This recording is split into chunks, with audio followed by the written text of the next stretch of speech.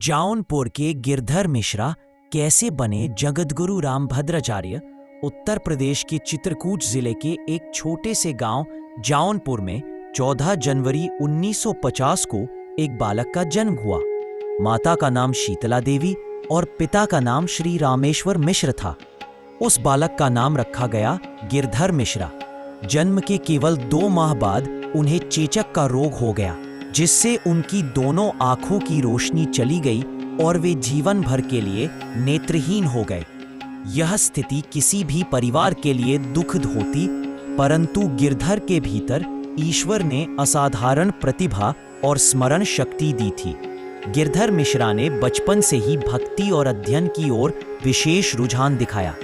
उन्होंने बाल्यावस्था में ही रामचरितमानस के हजारों दोहे, चौपायां और संस्कृत श्लोक कंठस्थ कर लिए थे। उनकी अद्भुत स्मरण शक्ति देखकर आसपास के लोग उन्हें जीवंत पुस्तक कहने लगे। उन्होंने वेद, उपनिषद, महाभारत, गीता, रामायण, पुराण आदि का गहन अध्ययन किया। संस्कार और शिक्षा का आधार उनके गुरुजनों ने रखा।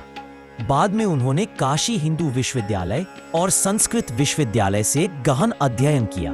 नेत्रहीनता उनके मार्ग की बाधा नहीं बन सकी, बल्कि एक प्रेरणा बन गई। गिरधर मिश्रा का मन ईश्वर भक्ति में रमा रहता था। उन्होंने रामानंद संप्रदाय की दीक्षा ली और संन्यास स्वीकार कर लिया।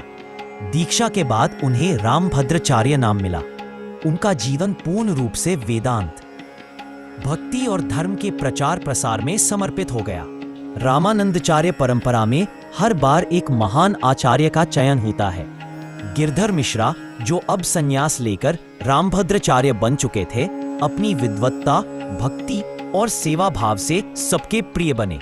1981 में चित्रकूट में वैष्णव जगत के आचार्यों और संतों ने सर्वसम्मति से उन्हें जगत गुरु रामानंदाचार्य घोषित किया।